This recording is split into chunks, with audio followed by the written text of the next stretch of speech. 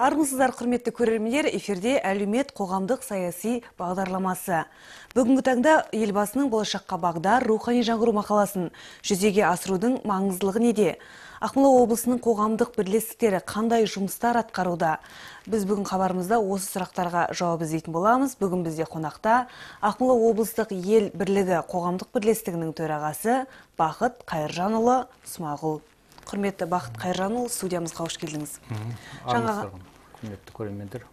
Жаңа ғана атап өттім, болашаққа бағдар рухани жаңғыру мақаласының маңыздылығы. Жалпы сіздің ойыңызша осы мақаланың бүгінгі қазақ қоғамына қажеттілігі қаншалықты? Енді мен ойлаймын, біз азаттық алғанымызға ширек ғасырдан астам уақыт өтті. Өздеріңіз білесіздер, енді осы аралықта біз көбіне мынау алдымен экономика, сосын саясат деген сияқты сондай ұранмен жұмыс істедік. Елді ең алдымен мен ойлаймын, мынау экономикалық тұрғыдан көркейтіп, өркендетіп, елдің жаңағы өндірісін жаңа тұрғыда, жаңа уақыт талабына сай жасау керек болды. Өйткені бұл экономиканы жасамай халықтың әл-ауқатын көтеру мүмкін емес. Сондықтан да мен ойлаймын, мынау рухани жағының кейіннен ғана қолға алынғанның бір сыры осында болу керек деп ойлаймын. Елбасы өзінің өткен жылғы жаңағы болашаққа бағдар рухани жаңғыру мақаласында осы мәселені арнайы көтеріп отыр, бастама ретінде, жаңалық ретінде. Өйткені рухани жаңғырудың астарында мен ойлаймын, бұл жаңағы ұлттық болмысымызды жаңа заманның талабына лайықтап жасау, бет бейнемізді, көшімізді түзеу деген сияқты сондай бір жаңағы бастамалар жатыр деп ойлаймын. Өйткені қандай қоғам болсын, ең алдымен жаңағы экономикалық тұрғыда өркендегенмен, мен ойлаймын, ол ұлттық бет бейнесі болмаса, өзінің жаңағы сол елде тұрып жатқан негізгі ұлттың тарихын түгендемей, оны зерделемей, мен ойлаймын, алға басу өте қиын болады. Өйткені басқа жаһандану заманында басқа мемлекеттерде, басқа мынау ұлттарда бізді осы арқылы тану керек. Біздің жаңағы жасап жатқан жаңа заманға лайықталған бір технологиямыз емес, ең алдымен мен ойлаймын, мынау ұлттық тарихымыз, мынау көне дәуірдің осы ұлы даланың мекен еткен қазақ сияқты халықтың жаңағы өткеніне оларда зер салу керек деп ойлаймын. Сондықтан да мынау рухани жаңғыру мақаласының астарында ең алдымен осы мәселе көтерілді. Өйткені біз енді мынау қазіргі әлемге қарасақ, расында да әлемде жаңағы өте сондай бір өркениеттердің қақтығысы, сондай бір жаңалықтар көп болып жатыр. Оның астарында жаңағы әр ұлт, әр мемлекет жаңағы осы жаһандық өркениеттің биігіне көтерілу, соған өзінің бір жақсы бет бейнесімен баруға талпынып жатыр.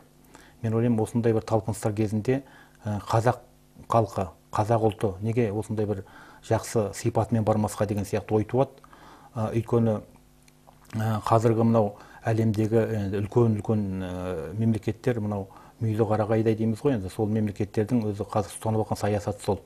Мынау аз ұлттарды, жаңағы тарихын зерделемеген, жаңағы өздерінің ұлттық болмысына бет бұрмаған елдерді, олар өздерінің жаңағы қармағын алып, өздерінің арқына көндіріп, сол жаңағыдай саясат ұстанып отыр. Сондықтан да мен ойлаймын, бізге дәл бүгін ширек ғасыр уақыт өтсе де, енді оны кеш деп айту болмайды. Енді бұл да бір жаңа бастама. Сондықтан да біз бұған бүкіл халық болып, ұлт болып кірісуіміз керек. Ұлт болып осыған атсалысуымыз керек. Сондықтан да мен ойлаймын, біздің әр зиялы қауым, әр осы елді өзінің жаңағы отаны ретінде сүйетін әр перзент, мен ойлаймын, сол жаңағы өзінің үлесін қосып, әсіресе мынау жас ұрпақ тәрбиесіне көбірек мән берілу керек. Өйткені біздің жастарымыз қазір көбіне мынау батыстық мәдениетпен, батыстық жаңа білімнің жетегінде кетіп жатыр. Сондықтан да оларға мынау өзінің мынау өткен тарихында біздің де осы ұлы далада үлкен мемлекет болғанымызды, осы ұлы далада бізде үлкен ұлт болғанымызды соларға жеткізуіміз керек, санасына құюымыз керек деп ойлаймын. Жақсы аға, жаңа өзіңіз де сөзіңізде айтып қалдыңыз, ұлттық болмысымызды сақтауымыз керек деген қазіргі өркениеттердің қақтығысы дәуірінде деп. Жалпы елбасымызда мақаласында ұлттық код туралы ұғым айтады.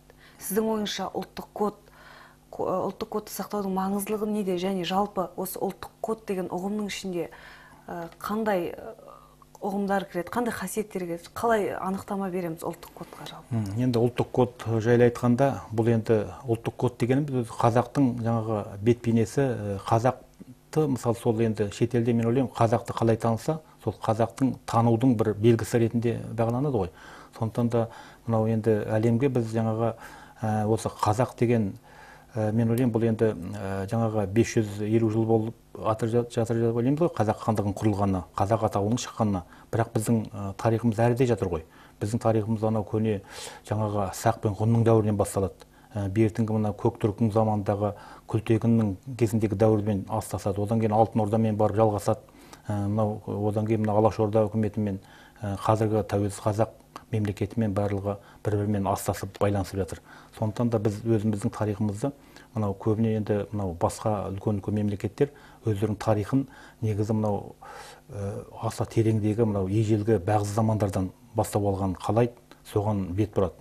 Сондықтан да мен ойлаймын, біз енді тәуелсіз ел болғандықтан жаңағы кешегі замандарда Ресейдің бозаны болдық, патша заманының бозанында болдық. Осы кездерде біздің тарихымызды көбіне жаңағы бізге қарай ашық айтқызбады, ашық жазғызбады. Сондықтан да біздің тарихымыз өте терең екенін қазір зерделейтін уақыт туды. Сондықтан да мына ойлаймын, мен қазақты таныту үшін ең алдымен сол тарихымызды жаңағы терең зерттеу керек. Ол үшін үлкен бір идеялар, үлкен бастамалар керек. Енді қазірдің өзін қарап отырсаңыздар, мынау Ақмола облысының маңайында қаншама бір көне тарихи ескерткіштер ашылып жатыр. Осыларды мысалы біз әлі күнге дейін соны көбіміз білмейміз. Көбіміз сол тарихтың жаңағы сыр шертіп тұрған осы бір тарихи ескерткіштердің байыбына барып жатқан жоқпыз. Сондықтан да мен ойлаймын, ұлттық кодтың астарында бұл жаңағы қазақтың жаңағы шетелге танылудың сондай бір сипаты болу керек. Өйткені біз енді шетелге жаңағы қазір енді біздің жастарымыз арқылы көбіне біз танылып жатырмыз деп ойлаймыз ғой. Мысалы спортта болсын, білімде болсын, басқа салаларда. Сондықтан да мынау шетелге шыққан сол жаңағы спортшыларымыз болсын, білімді жастарымыз болсын, сол жаңағы бір биік жетістікке жетіп алған кезде өзінің қазақтың жаңағы ұлан екенін, қазақтың жаңағы ұлы даланың осы бір перзенті екендігін сол жерде бір айшықтап, сол жерде бір көрсетіп жатса, мен ойлаймын, ұлттық код деген осы болу керек. Өйткені көбіне көп бізде мынау отансүйгіштік, жаңағы елге деген жаңағы шынайы сезім көбіне көрінбей жатады.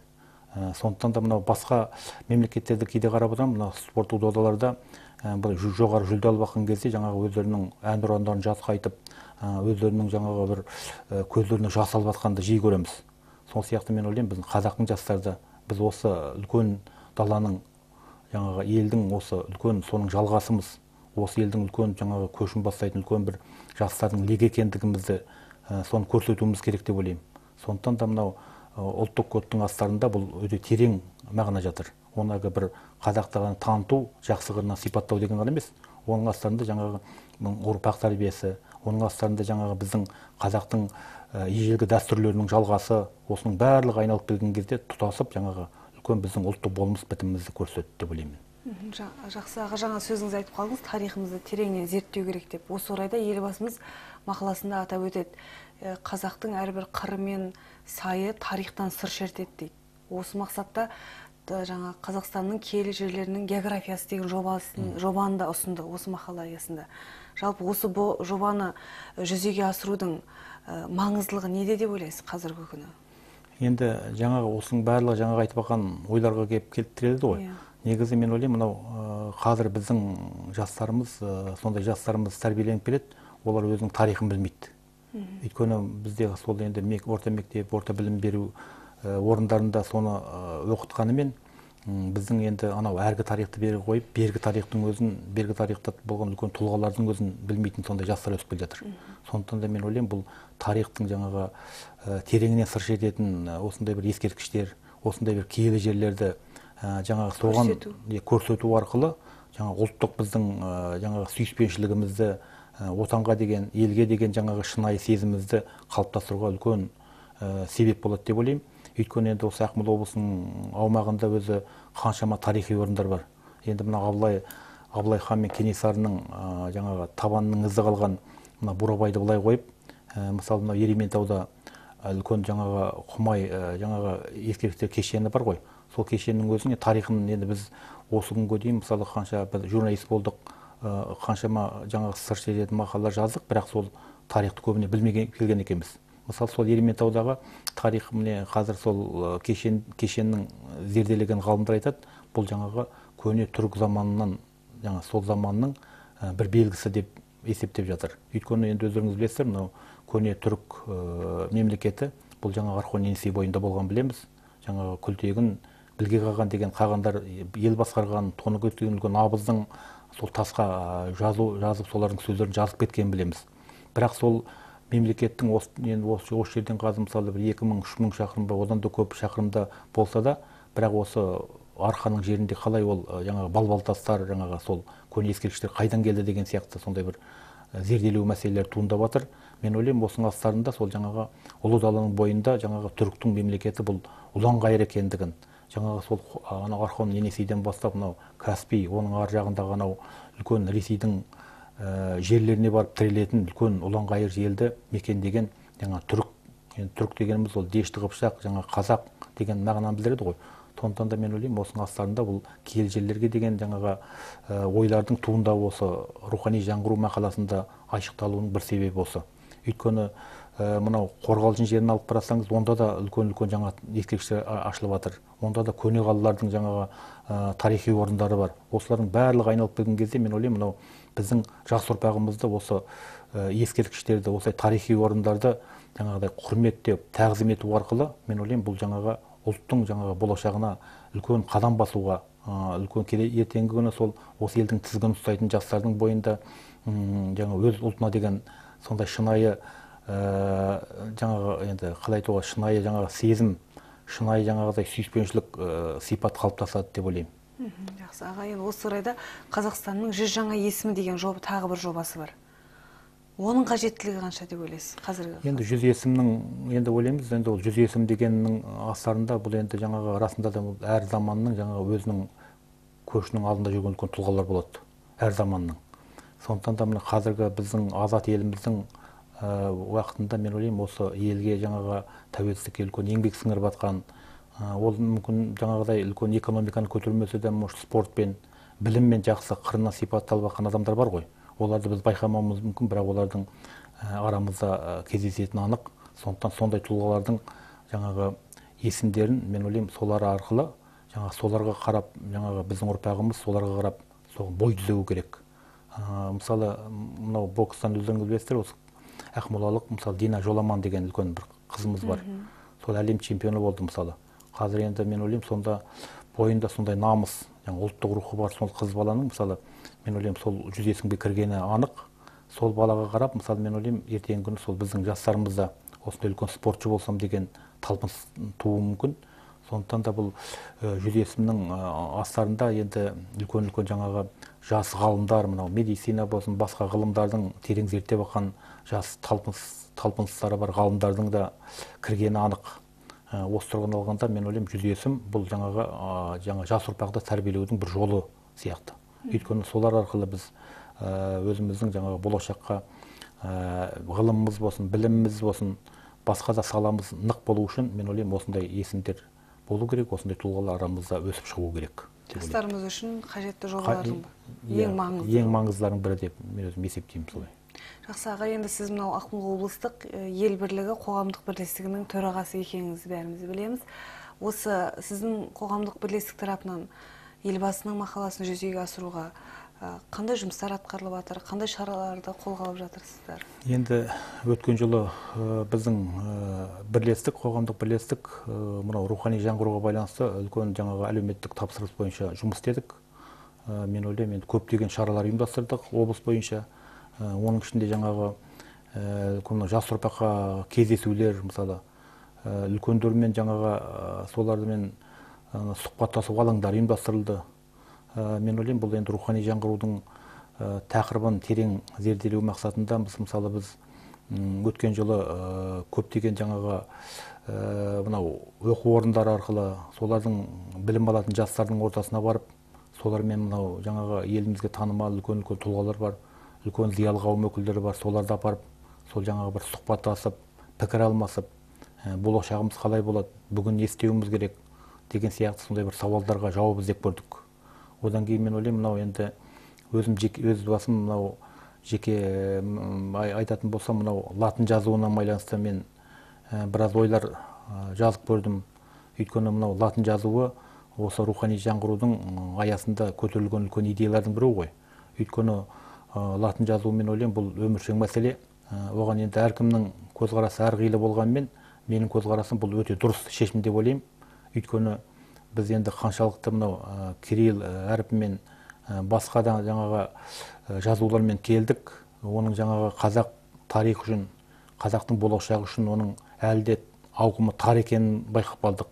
Өйткені бізге келетін бүкіл жаңағы жаңалықтардың барлығы мынау латын жазу арқылы, батыстың жаңағы мынау ағылшын басқа тілдер арқылы келіп жатыр ғой, терминдердің барлығы. Сондықтан да мен ойлаймын, бұл қазақтың жаңағы дыбыстық ерекшелігіне байланысты бұл латын жазуының осы біздің жаңа рухани жаңғыруымыздың бір айнасы болатыны анық. Сондықтан да ел бірлігі қоғамдық бірлестігі өткен жылы осы лат аясында, биыл да енді мен ойлаймын біраз жұмыстарды қолға алмақпыз. Енді мен қазір мындай менде ой бар. Енді мына рухани жаңғыруының аясында осы Ақмола арқа жерінен шыққан үлкен тұлғалар бар. Мысалы, кеше ғана Абылайдан бастап Кенесары бар. Мына бертінде қазақтың жаңа жерін, ұлтарақтай жерін ешкімге бергісі келмей үлкен үн қосқан, үлкен үлес қосқан Тәшенов сияқты үлкен ағаларымыз бар. Кешегі осы көкшенің елін өркендетемін деп оған өзінің бар саналы ғұмырын арнаған Әуелбеков сияқты басқа да үлкен тарихи тұлғалар бар. Мен ойлаймын, осылардың тұлғалардың бір тағылымы ретінде осындай бір үлкен бас қосу ғылыми конференция ма сондай бір тұрғыда ұйымдастырсақ деген ойым бар. Өйткені солар арқылы біз, мен ойлаймын, сол жаңағы үлкен тұлғалар арқылы жаңа біз жас ұрпақты жаңағы өзінің осы ел біздікі, осы жерде біз осындай тұлғалардың арқасында осындай азаттыққа жеттік деген сияқты сондай бір идеяны көтеру деп ойлаймын. Сондықтан да енді ел бірлігі, енді ол қашанда мынау елдің бірлігі, ынтымағы арқылы біз жаңағы өзіміздің болашағымыз қалай болады деген сияқты алаңдаулымыз. Соған алаңдайтын, көңілді басатын, соған жаңағы жұмыс істеуге тырысамыз. Өйткені біздің қоғамның айналасында негізінен зиялы қауым, жастар өкілдері топтасқан.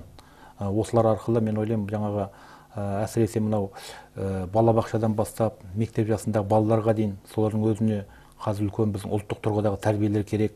Әр кішкентай жаңағы өсіп келе жатқан бүлдіршін өзінің тілін білу керек, өзінің ана тілінде сөйлеу керек, өзінің отанының тарихын білу керек деген сияқты. Осыған да біз енді, мен ойлаймын, осы рухани жаңғыру аясында біз осыған үлес қоссақ деймін. Өйткені ол барлығы бірдей, мысалы, мемлекеттің міндеті, мемлекеттің ісі деп қарауға болмайды. Оған әр азамат, әр зиялы қауым, әр адам осылай үлес қосса, мен ойлаймын, бұл рухани жаңғырудың аясы кеңейді, оның жаңағы мағынасы артады. Сондықтан да бұған әлгі жүрдім бардым қарауға болмайды. Осы тұрғыдан келгенде біздің қоғам негізінен осындай жаңағы мәселелерге жан-жақты өзінің үлесін қосуға тырысады деп ойлаймын. Жақсы, осы Ақмола облысында осы елбасының бағдарламасын жүзеге асыруға үлес қосып жүрген қоғамдық ұйымдардың бірі сіздердің ел бірлігі қоғамдық ұйымы. Жалпы осы орайда көрермендерімізге де түсінікті болу үшін ел бірлігі қоғамдық бірлестік қашан құрылды, негізінен қандай бағытта жұмыс істейді, сол туралы да тоқталып айтып кетсеңіз. Енді ел бірлігі қоғамдық бірлестігінің құрылғанына 3-4 жылдың аясы болды. Осы негізгі енді алғаш құрылған күннен бастап оның негізгі ұстанған мақсаты мынау енді туған еліміздің, туған жеріміздің жаңағы осы ұлтарақтай жерін қорғау, оның сөйлейтін қазақ тілінің мәртебесін көтеру, жас ұрпаққа жаңағы ұлттық болмыста, ұлттық тұрғыда тәрбие беру, осыған атсалысу біздің негізгі мақсатымыз. Сондықтан да мен ойлаймын, бұл біздің ұйымға негізінен өзі алғашқы күннен бастап сол осы көкше жеріндегі үлкен зиялы қауым өкілдері, жазушылар бар, қаламгерлер, басқа да салада жүрген үлкен тұлғалар енген болатын. Одан кейін мынау орта жастағы қазіргі осы мемлекеттік қызметте болсын, басқа салаларда еңбек етіп жүрген, қызмет етіп жүрген біздің жаңағы әріптестеріміз бар, замандастарымыз бар. Одан кейін жастардың өкілдері, менің ойымша мынау қазіргі студент жастар, қатарындағы белгілі ақындар, студенттер, сол сияқты басқа да білімді жастар кіреді. Сонымен осы тұрғыдан алғанда мен ойлаймын, ел бірлігінің ұстанған саясаты бұл негізінен жаңағы біз ұлттық, жаңағы еліміздің ұлттық жаңағы тәрбиесін, ұлттық болмысын, ұлттық тұрғыдағы мәселелерді жаңаша бір заман талабына сай соны жүргізу негізгі. Сондықтан да енді бұл жаңағы ол үшін үлкен жаңағыдай күш керек, үлкен қуат керек. Бұл ендігі сөзбен айту оңай, бірақ іске келген кезде кейде қиындықта туатыны бар. Сондықтан да дегенмен де мен ойлаймын, енді қазіргі зиялы қауымның басын қоса отырып, осындай мәселелерге біз енді көбіне кірісіп жатырмыз. Сондықтан ел бірлігі ол қашанда осы елдегі ең іргелі ұйымдардың бірі болып қала береді. Ол жаңағы мен ойлаймын, ол ұлттық ассамблеяның құрамында болатын жаңағы ұлттық этно жаңағы орталықтар бар, басқа да жаңағы үкіметтік емес ұйымдар бар.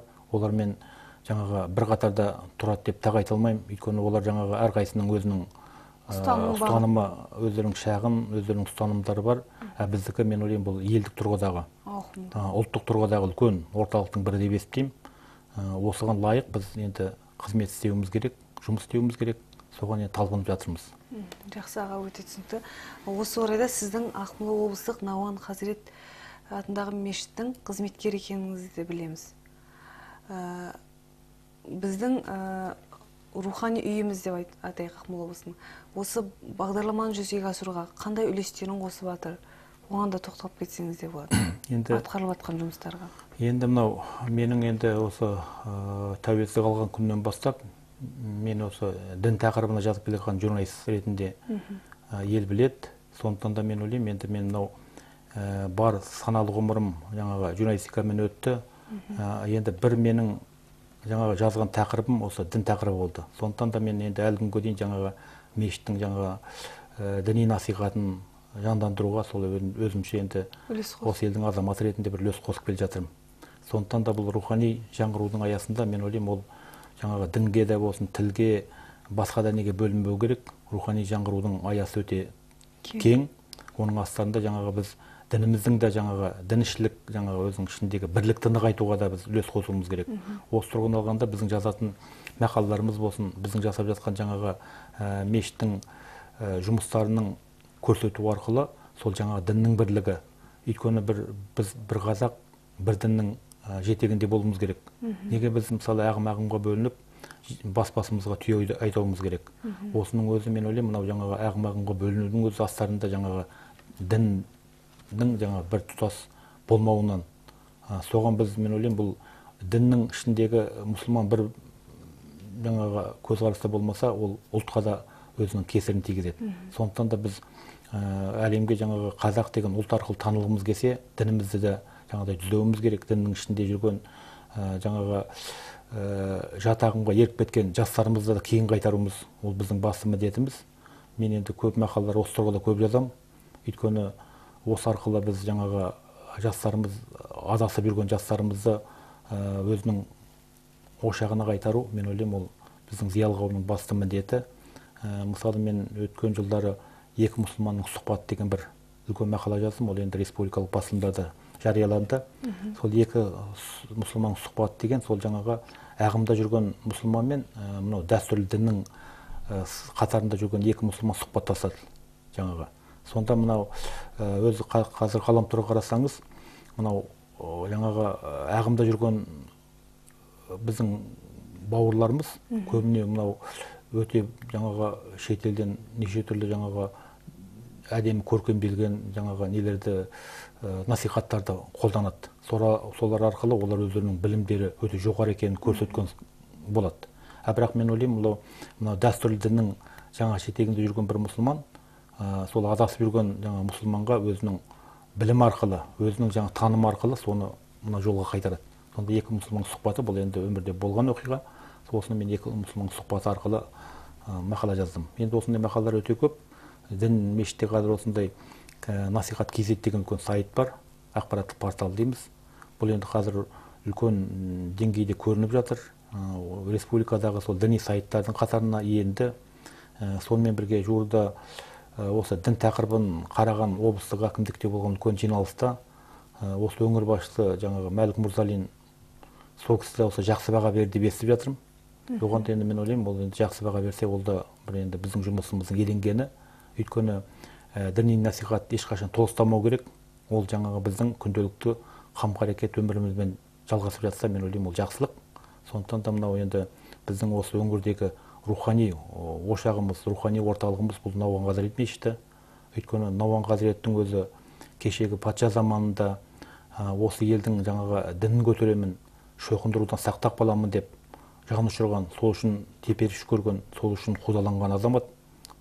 Сондықтан да мен ойлаймын, сол кісінің бізге қалдырған мұрасын, бізге қалдырған ізін жалғастыру, мен ойлаймын, ол жалғыз имамдардың емес, бүкіл осы қазақ қоғамының жаңағы үлесі болу керек.